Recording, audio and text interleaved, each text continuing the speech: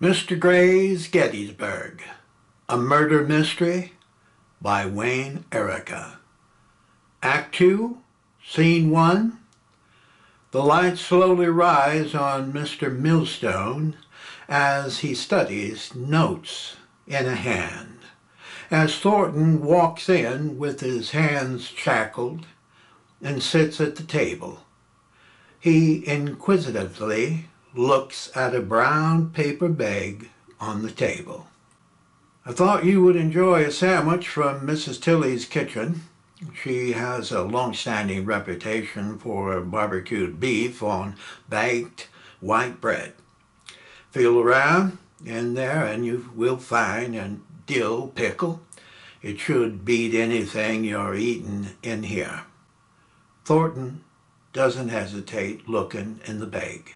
You won't hear me complaining about prison food, sir, but you ain't going to see me turn down any Tilly's cooking either. Over the years, she's seen me licking my fingers, yes, sir. Her white bread is a thing of legend. Thornton takes a bite from the sandwich as Mr. Millstone looks at his notes. We have a serious discrepancy with Mrs. Gray's adulterous liaison with Colonel Brubaker. There is a problem cause here. I'm not implying she raised her hand against her husband, but a greedy lover might have, especially when there's $500,000 in gold sitting around. Nor can we exclude the humiliated Mr. Holmes. He did promise to kill him, didn't he? Yes, sir, he certainly did. It appears the pot of honey is that Confederate gold. I believe we'll find our murderer once we discover its whereabouts. I think you're right, sir. Yes, sir. Tilly's barbecue has no equal in all Louisiana. Did Mr. Gray ever confide in you where it's buried? No, sir.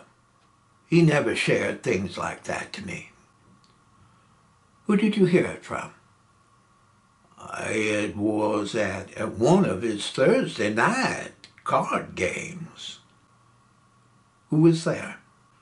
Mr. Holmes and Colonel Brubaker were there. The colonel looked like a young boy before his whipping. I guess 'cause he was scared Mrs. Gray knew something he ought not to know. What was the general atmosphere like? It was plenteous enough. But when she came in, Mr. Gray stared hard and long at the colonel's eyes, wanting to know where he's looking. Where was he looking? At his cards, 'cause he didn't dare look up at her. This is something fine eating, sir. What direction did the conversation go? They were talking about moving pictures and how Colonel Brubaker was going to arrange the men and horses on the battlefield. Excuse me, sir, aren't her pickles the best you've ever eaten? Keep your mind on what we're talking about. How was Mr. Gray behaving? He was as giddy as a child playing in a bird bath. He was talking about Gettysburg. I swear, older he got, the more he spoke about that place, and it sounded like a circus the way he carried on. I know that was a place of death. Those men deserve better than having someone's kicking up the dust over their graves. I believe a picture of Gettysburg was honorable enough, I suppose. The next time you see Mrs. Tilley, tell her she's the finest cook in Louisiana, second only to my Tabby, who was voodoo princess of kitchens around New Orleans. Yes, and yes, sir. I'll do just that, Thornton. Now, tell me what you remember of that evening. Before I forget, sir, if we're going to be talking tomorrow, I sure would appreciate a piece of Tilly's peach cobbler pie. We'll talk about that later. Go on. The lights slowly dim as Thornton describes what happened that night. I'll do my best, sir. Mr. Holmes and the Colonel were left to themselves after Mr. Gray excused himself, saying he needed to find something in his office. From what they were saying, they seemed to hit it off because they were talking like there was no tomorrow.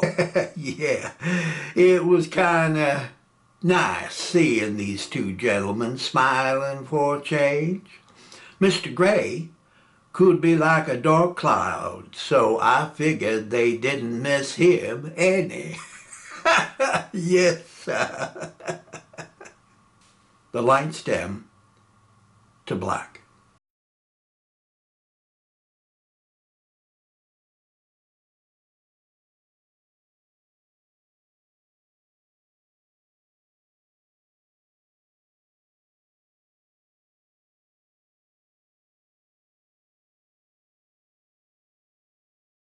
Act 2, Scene 2. The lights slowly rise on the parlor with Mr. Holmes and Colonel Brubaker sitting at the table. I had been handed a telegram sent to me by Mr. Gray as I was dining with the most beautiful and luscious woman in all New Jersey. The messenger boy who brought it stood there loudly reading it to me, saying, Mr. Gray doesn't give a goddamn about 20-minute moving pictures.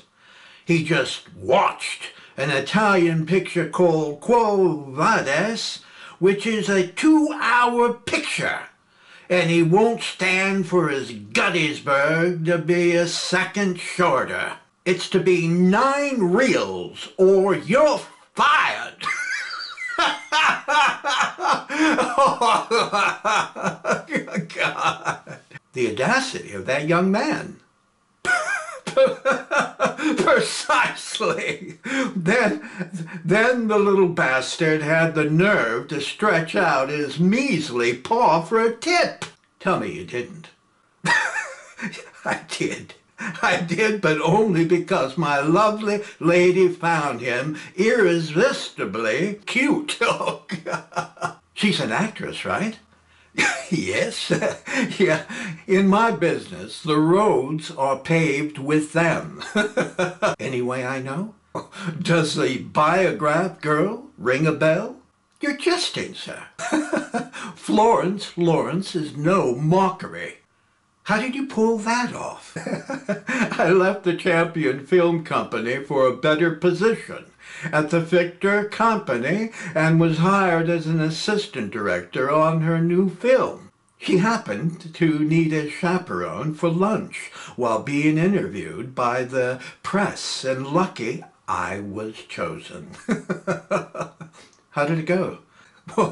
Once the press left, she bashfully went on a tirade about her leading actor's atrocious bad breath. Who was that? Oh, and more. She explained how his garlic stench breath nearly had her fading several times during one of their scenes. She said the doctor had them doing so many takes she nearly died from asphyxiation. Wasn't his wife Mary Pickford? Yes, and she once confided me her regrets of ever divorcing Douglas Fairbanks for that old drunken bore. Apparently, celebrities have their share of misfortunes too. Changing the subject a bit, I understand D.W. Griffith was was chosen over you for this project. Isn't that true? Yes. Mr. Gray refused to pay D.W. his usual inflated fee, and I was easily lifted up from the bargain basement. I'm not ashamed to say I'm a little bit like a backstreet prostitute when it comes to money. Mrs. Gray enters the parlor. Good evening, gentlemen. Can I refresh your drinks? Not for me. I want to keep a sober eye on this cheater here. How about you, Colonel? No, thank you. I'm good. I certainly can see that. Miss Gray's wanting you, Mrs. Tiffany. Tell him I'm tended to important business. He's making a fuss, and nothing that I say is going to make a bit of difference. What's troubling him now? He's pulling his bookshelf apart, searching for his picture script. He says you hid it, and I told him otherwise, but he won't pay any mind to what I say. Mr. Holmes takes a script out of his leather valise and stands up. Allow me to intervene. I have a revised script here for Mr. Gray. What a chivalrous gesture, sir. Thornton, show Mr. Holmes to John's office so my beautiful home isn't torn to pieces. Yes, ma'am. I trust you'll keep a watchful eye on him. I believe I'm winning. Nothing to fear. I won't blink until you return, sir. No offense, Richard, but I was taught to never let a fox near a hen house. Mr. Holmes follows Thornton.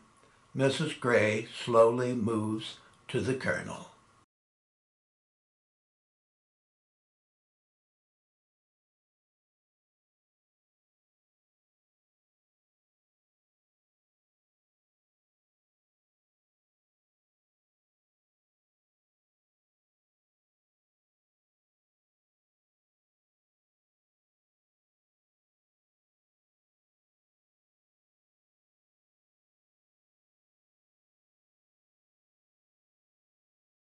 Mr. Holmes follows Thornton. Mrs. Gray slowly moves to the Colonel. You look like a naughty schoolboy, having to stay after the bell. Have you been a bad boy, Colonel? Not now. She moves close behind him, touching the strands of his hair. I've laid sleepless hours contemplating how your lips felt on mine. Our blissful evening doesn't warrant us liberty to put asunder your marriage vows. You're out of uniform, and only soldier boys can give orders. He takes a few steps away from her. What we shared is laced with poison, and your husband is capable of destroying us. I know you want to kiss me. She shortens their distance. Not another step. You know I'm yours for the taking, like a wet, juicy grape on the vine for picking. One step further, and I promise to depart. I know where it's buried. Where? Let's go outside in the garden. If I whisper any louder, John might grow suspicious. I swear, if this is one of your ploys, I'll never lay eyes on you again. Does my secret deserve a little kiss? Not in here. In my home, we serve a dessert liquor before the main course. She moves to him, and as their lips touch, a sharp gunshot is heard. Off stage, Mr. Gray can be heard. Son of a bitch! You rotten bastard shot me! It's an accident! You lying bastard were trying to murder me! It's your fault, sir. Thornton, tell my wife I'm bleeding like a stuck pig. I'm truly sorry, sir. Shut up and get me something to wrap around my hand. Thornton rushes into the parlor. Mrs. Gray?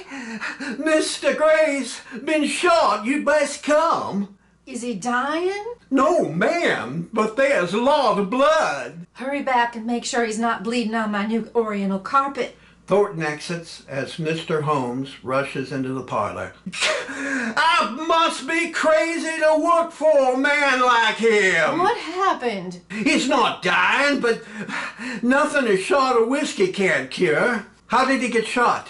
I convinced him to get down from his ladder, saying there was no need for his finding his old script. Then, before he allowed me to show him the new changes, he insisted I admire his new pistol. He then held an ace of spades in his right hand and ordered me to shoot a hole through it. While holding the card? Yes, sir. Isn't that the damnedest thing you ever heard? I pleaded with him that I was a novice in the art of firearms, but the damn fool insisted. It serves John right. You have my apology for nearly making you a widow. There's none needed, sir. If you will excuse me, I'd like to retire to my flat. Please inform Mr. Gray I will look in on him tomorrow morning. I most certainly hope he can forgive my incompetence. Mr. Holmes, this type of behavior is common with him. Once at a dinner engagement, he empathetically wanted to impress our guests about the brutalities of war, so he swiftly slashed the back of his hand, spewing blood on my immaculate white tablecloth. After the shrieks of terror were heard, he calmly said, "Blood always heightens one's perception of reality." Barbaric! He played you precisely how he intended. I sympathize you're being married to a man like him. Colonel, donate my portion of the pot to his medical expenses. I wish you both a pleasant evening. Good night. Mr. Holmes picks up his valise and exits. I too must leave. Tend to your husband. What about my little secret? It can wait. Let me go with you. Your duties are here. Don't get religious on me, Colonel. A little sin won't hurt any. Thornton enters the parlor. Excuse me, Mrs. Tiffany. He's coming. Show the Colonel to the front door. Thornton and the Colonel exit.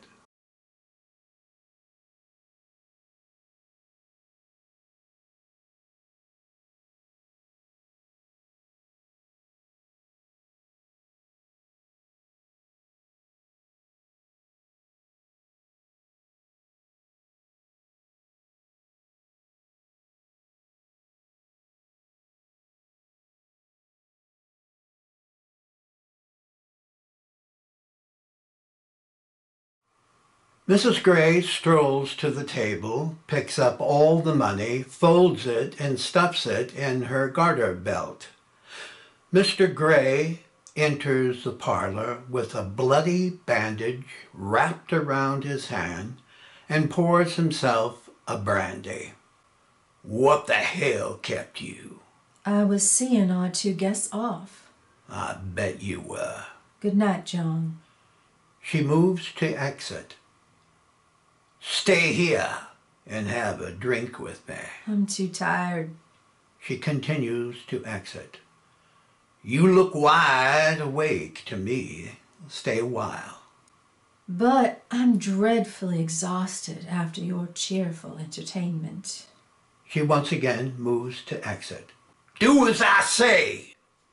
She stops and turns with a smile. Well, if you put it that way, John. He hands her a brandy.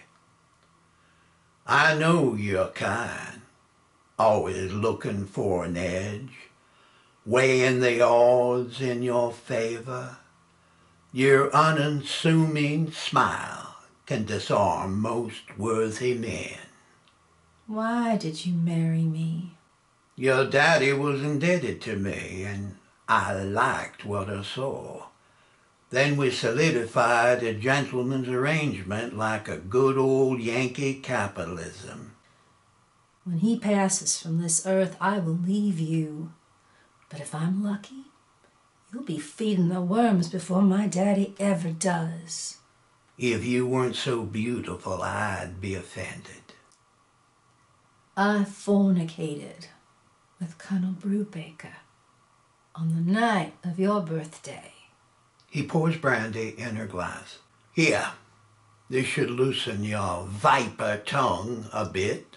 We were so hot and sweaty, we had to open a window to cool ourselves off. I felt nasty doing it in the servants' room. It made me feel dirty like a horny common hand. Just knowing you were in the house heightened my pleasure. When the first moment my eyes laid on you, I realized you were uncontrollable, and I'd be forced to provide a stable large enough to contain you. I told him everything. Oh, don't goat me, girl. Your butchery, your betrayals, and your buried gold. Your daddy warned me that you were an exquisite liar. You think you know me, John? What I know can destroy you.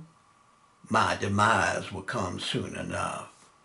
But don't rush it, or you'll dread the day you were born. Now come on here and give me a kiss goodnight. All right, only if it makes you happy, John.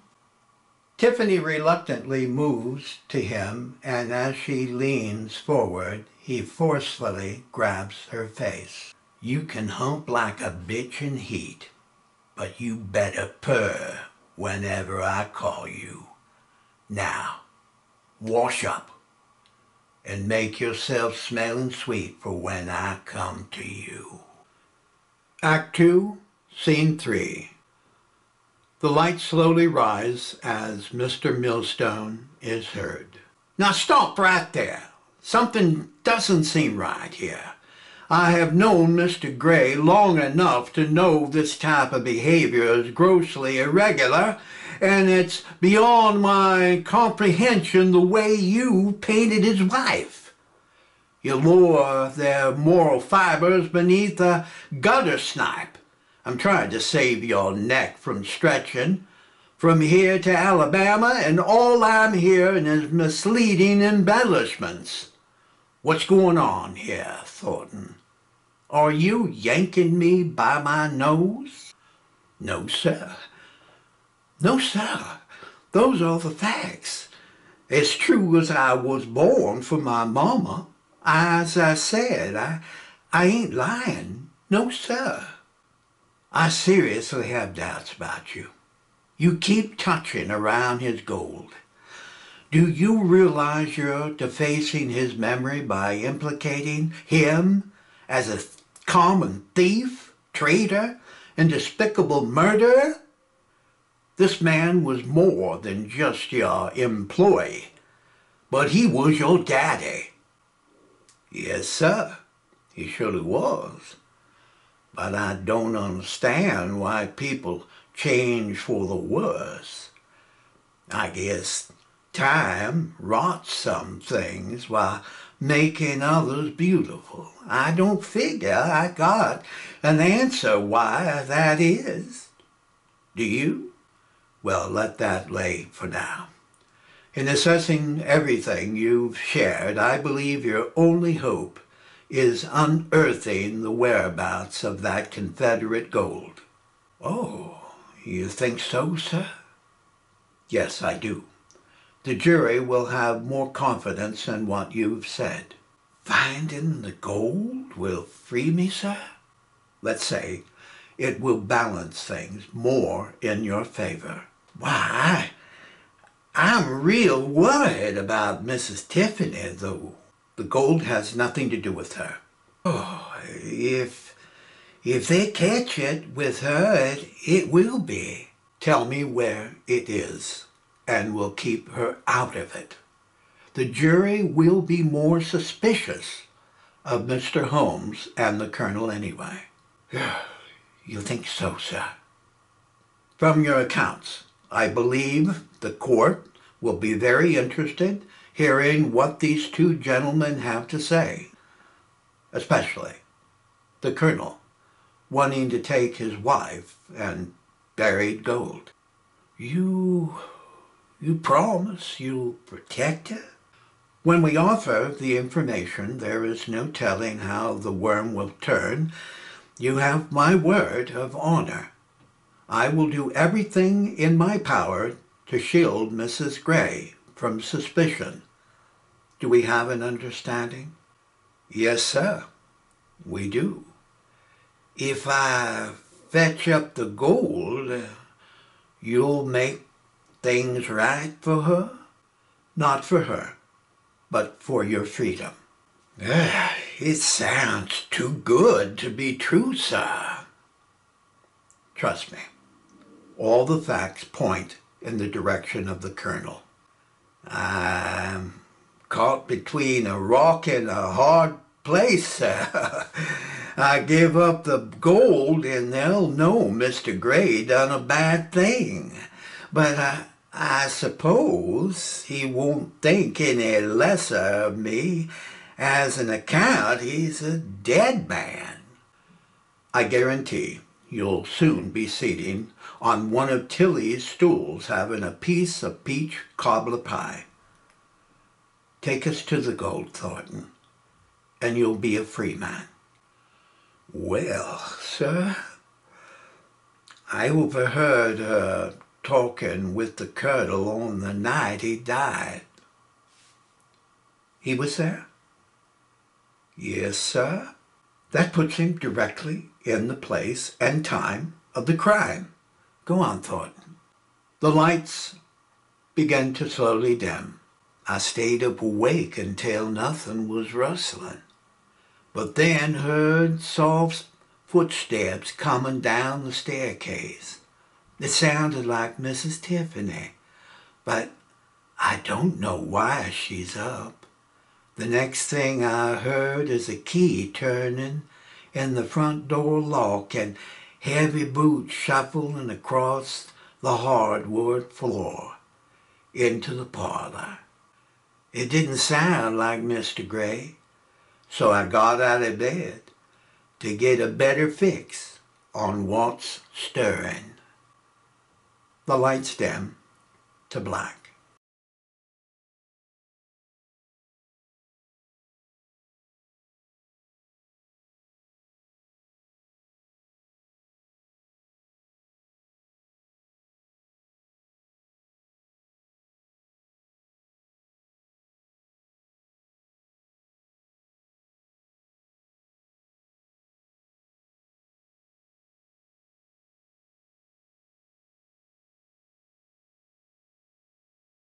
Act 2, Scene 4. The lights slowly rise to dimness on the parlor, with Mrs. Gray standing with the colonel. Shh. John's tossing in his sleep. I'm leaving on the train at daybreak. I promised you I wouldn't leave without saying goodbye. Will you be returning?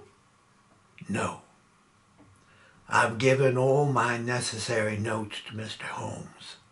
I believe it's best we refrain from corresponding in the future. I won't ever stop loving you. She embraces him, but he parts from her. Not now. I have no regrets.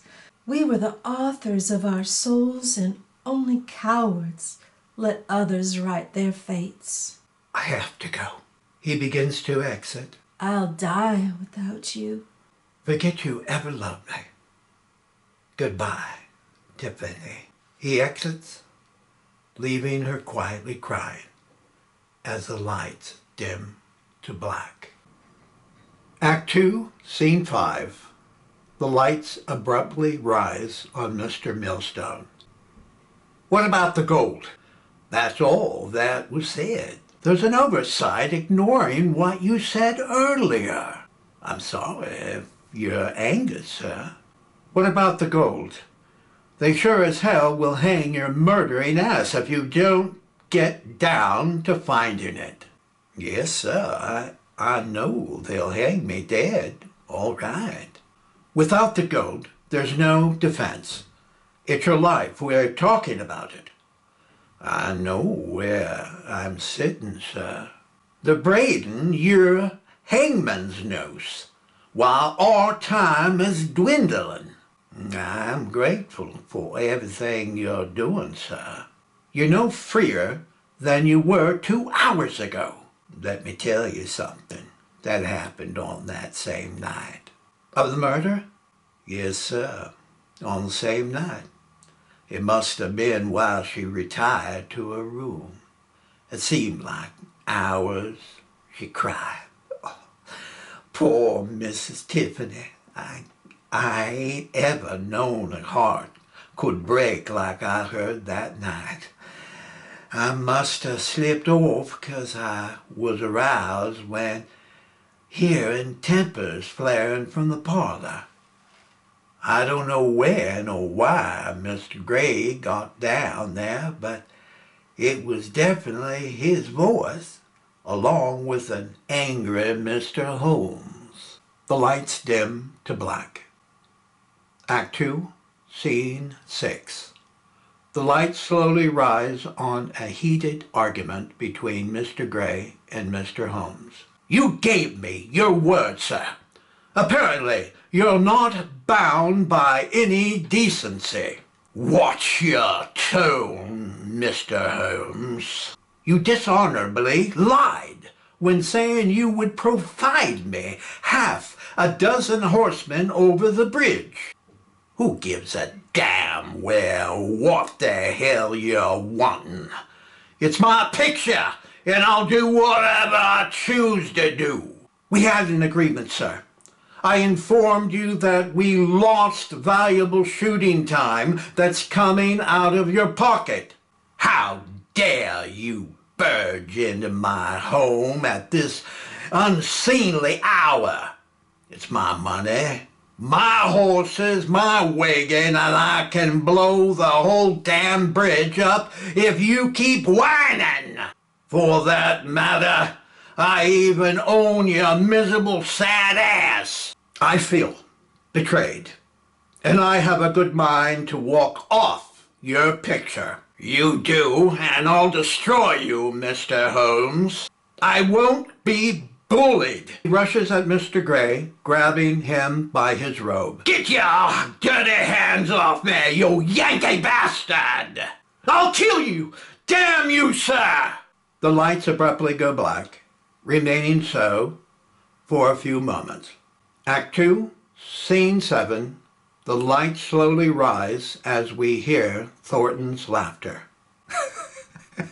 I thought the house was going to bust. The way he was shaking. Yes, sir. Mr. Holmes was boiling mad and popping his lid clear to the ceiling while waving Mr. Gray like a limp rag doll. Where the hell are you leading me now? Are you walking me around the park like a snot-nosed youngster looking for a handout of chocolate candy? No, sir. I will walk straight out of here and let the prison guards march you to your 6x8 concrete hole. You're jerking my chain, and I want to know why. I don't mean to fluster you, sir. I don't need you smoothing my hair. If you wander off again, I promise you, I'll disengage myself from your case. Do I have your attention? Yes, sir. You certainly do, sir. My patience has grown weary. I mean to please you, sir. Then show me. The lights slowly dim. When they dragged me in here, I've never been so low in my life. They were saying ugly things about me killing him and what they were going to do to me. I don't thought I'd been afraid before, but I know different now. I lie wondering what hanging's like, and Mr. Millstone interrupts him. Stop! Stalling! The lights slowly dim, with the light slowly rising on Mr. Gray and Mr. Holmes. Mr. Gray is seen pouring a brandy and Mr. Holmes exiting. Mr. Gray soon puts a record on the phonograph and sits by the fireplace. Yes, sir. After they calmed down a bit and ironed out their misunderstandings, Mr. Gray grabbed himself a brandy, sat himself by the fireplace, and Mr. Holmes bid him good night. He then put a record on the phonograph player. The house was quiet and cold that night. He looked as if he lost his last friend on God's green earth. You should have known him in the younger days. He was a striking figure of a man, and the ladies swooned over him, and the men hated him. There was nothing impossible for Mr. Gray. No, sir. Whatever he dreamed eventually became his. Old age slowed him down a bit, but the fire in his belly is still burning charcoal hot. You could see it in his eyes. Life was his orchard to prune or pick any damn fruit off the vine. Yeah, yes, sir. He saw better days. Then, suddenly, there was a knocking on the door. A slight knocking is heard on the house front door. Mr. Gray stands and turns off the phonograph as the lights slowly dim to black on Thornton, Mr. Stone, and Mr. Gray.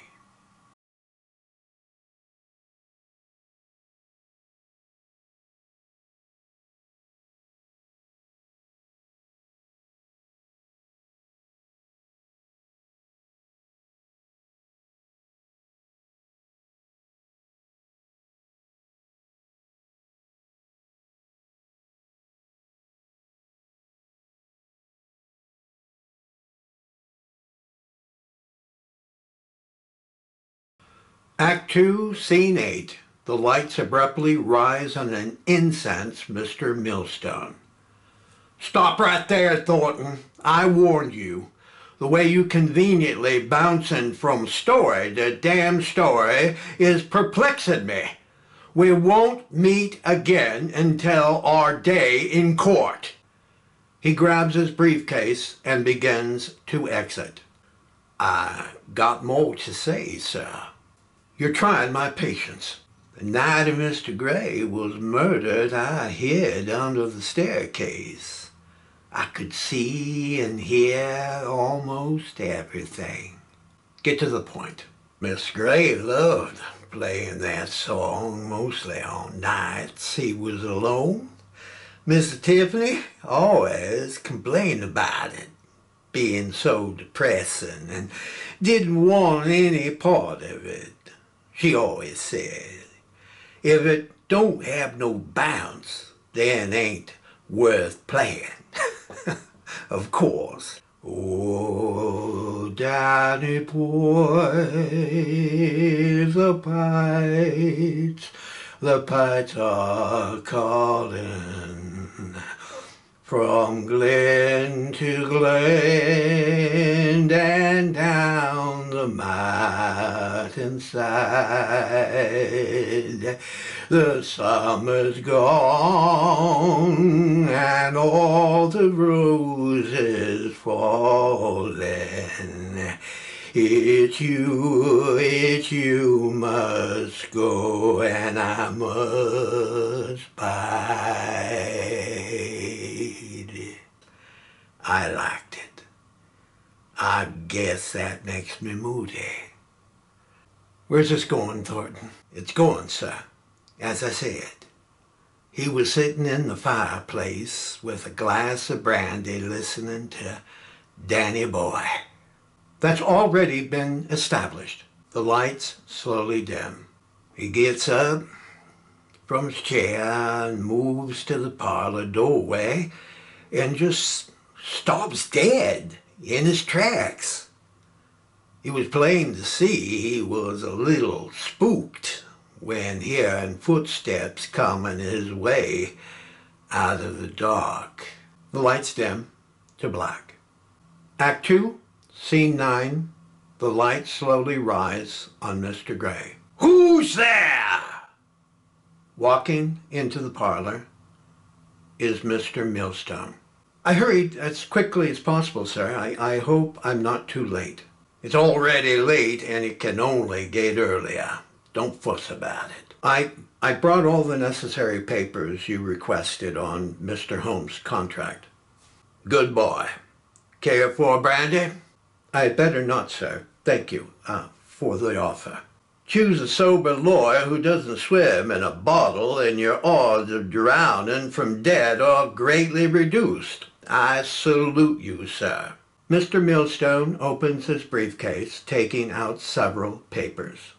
Where should we make the amendments, sir? Follow me into my office.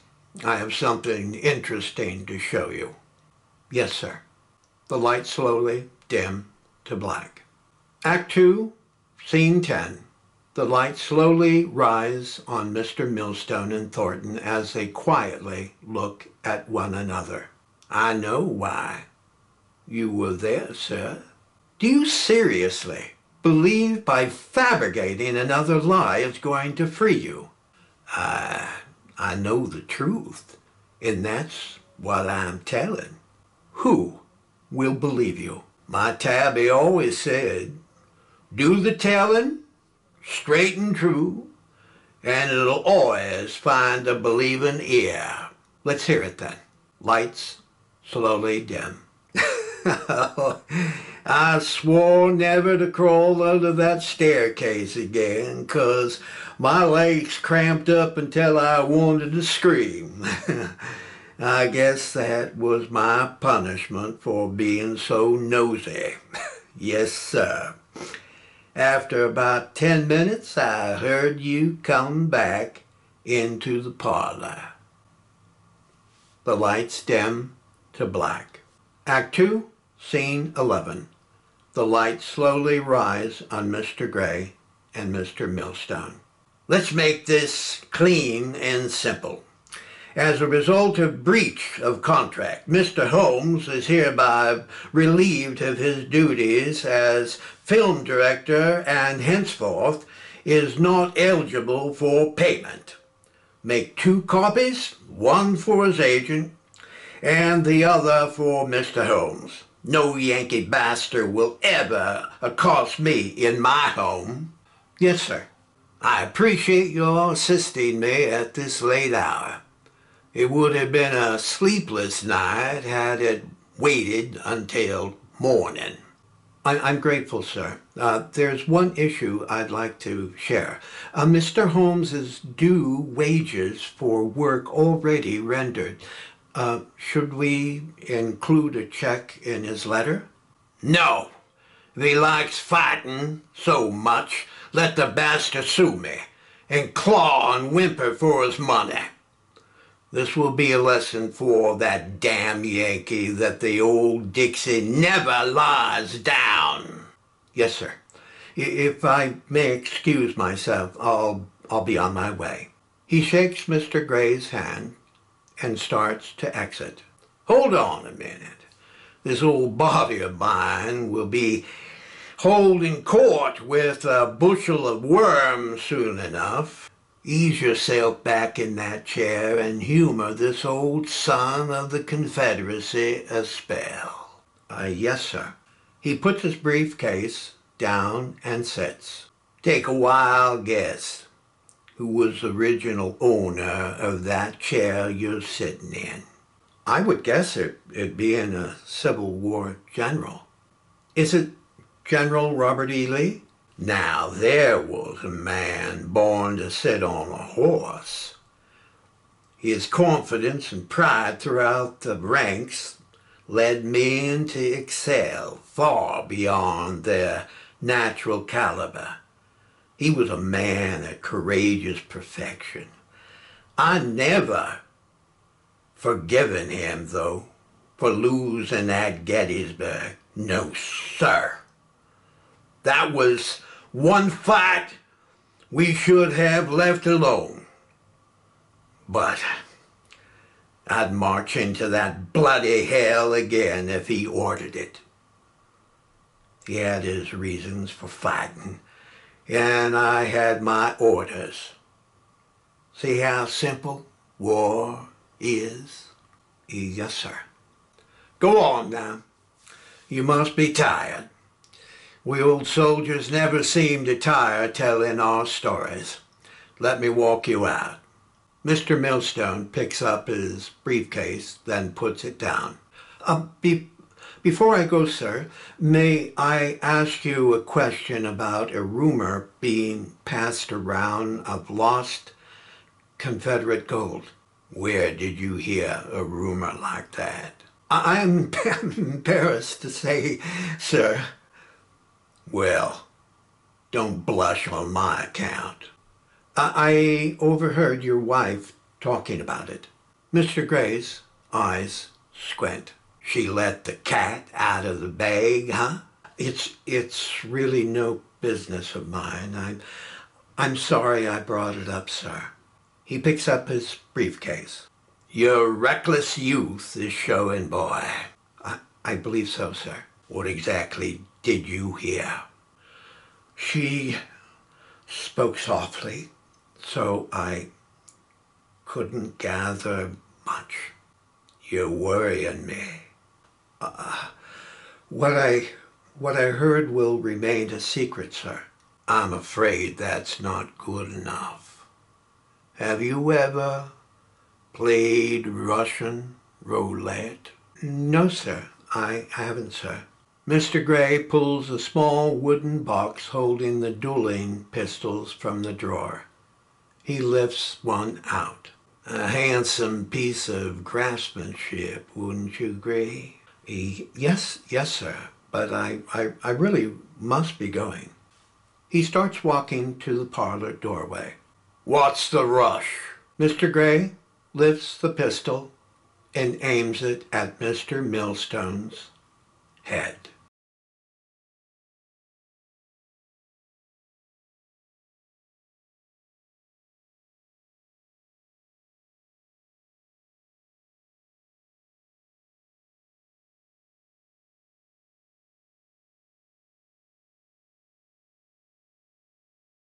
Mr. Gray lifts the pistol and aims it at Mr. Millstone's head. Sir, let me explain the rules. You will be asked 3 questions. If you answer correctly, you may refrain from pulling your trigger. For each incorrect answer, you shall pull it. If you stop playing, I will then shoot you squarely between your eyes. Are you ready? Is this a joke, sir? I will set this pistol on the table. There is only 1 cartridge in its chamber. Mr. Gray places the pistol on the table and pulls a small revolver from inside his robe. How will you explain my murder, sir? The sheriff is a dear friend of mine, and the district judge sits at my poker table every Thursday night. I tell them you woke me up from my sleep and were quite distraught about your life and placed a pistol to your head and pulled the trigger. I'd say there was nothing I could do. They would send people over to wrap your body up and carry you off to the county morgue. It's that simple. Pick it up. It's time to play. Mr. Millstone hesitates for a moment, then lifts the pistol. Your humanity has abandoned you, sir. Mr. Gray points his revolver at him. Put your barrel against your temple. Question 1. Why do you want to rob me? I was only curious with no intention of stealing, sir. That's a lie. Pull your trigger. I answered correctly, sir. I'm the judge here. Don't force me to shoot you. That's absurd. No. It's a moment of truth between life and death, and you're standing in the middle of it. On the count of 3, I'll make the decision for you. 1, 2... Stop! You're right. I'm wrong. Isn't that what you want to hear? You killed for it. Does that make me any worse than you? The only difference here, Mr. Millstone, is I'm living and you're dying. Let me walk out. Let me walk out of here, and I promise to never speak of it again. I can't do that. But if it helps any, I'll turn my back to you, sparing you the humiliation of blowing your brains out. Mr. Gray slowly turns his back to him. If you're thinking of shooting me, my blood will be on your hands, and your neck will be stretched like a piano chord. You're a dead man either way. Caught in the clutches of indecision, Mr. Millstone nervously hesitates. On the count of 3, I will turn and decide your fate. 1, 2. The lights go to black. Act 2, Scene 12. The lights remain black for a few moments, and then slowly rise on Thornton and Mr. Millstone. There is a steady silence between these two men. I know you didn't mean to do it, sir. Don't forget who's on trial for murder. After you quietly pulled a knife from your boot and stuck it in him several times, I saw you run from the parlor covered in his blood. I know nobody's going to believe what I saw that night. This charade won't buy your freedom, Thornton. You said if I told you where the gold was, I'd be a free man. Well, sir, there's something you don't know about Mr. Gray. He was a real prankster, yes, sir. Half of what he said was usually a shallow truth at best. Mr. Gray always got a good laugh, tricking people into thinking what he wanted them to believe. There never was any buried gold, sir. I'll let the guards know you're ready to return to your cell. He picks up his briefcase and moves to exit. Sir, before you run off, can you answer me one thing? I'm afraid I best make peace with my Maker before joining my Tabby and Mama. Yes, sir. I'm curious about one thing. From where I was sitting under the staircase, it was hard hearing what was said. I swear I heard Mr. Gray saying something. It'd mean a lot to me if you could tell what he was saying before my daddy died. Mr. Millstone contemplates for a moment. He whispered, I'm a man of mirrors, and my reflection will haunt you all your living days. Thank you, sir. You asked me once if my daddy left me anything. Well, sir, in his dying breath, he set me free. The only place you're going is up the steps to a hanging rope. He starts to exit. Sir, do you see that ventilation grill on the floor over there? He stops and looks. Down there, in the basement, the sheriff and his men are hearing every word you say. Mr. Millstone sets his briefcase on the floor. Was everything a lie? Mostly. I peppered and salted it to make things interesting. My Tabby used to tell me truth is found somewhere between the shadows of the sprawling oak trees and the noonday sun. What the hell does that mean? Damned if I know. I'm still trying to figure out her meaning. I imagine truth and lying are closer cousins than most folks think. But what I do know, real truth always comes out in the wash. Thornton slowly stands from the table. You know what I'm going to do? I'm heading to Mrs. Tilly's and find an empty stool and get me a big piece of peach cobbler pie. Yes, sir. And I'm happy glad the South lost at Gettysburg, 'cause if they didn't, I wouldn't be a freedman. One of my regrets is that Tabby didn't leave Mr. Gray long ago.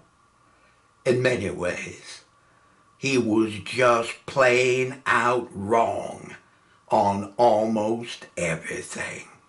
Thornton takes a step and stops. Another thing, sir, the food in here isn't half bad. And if you ask nicely, they'll give you an extra pinch of salt. Now, if you'll excuse me, I'm going out of here and find myself a new life. Thornton exits as Mr. Millstone leans against the table with the lights dimming to black. The end.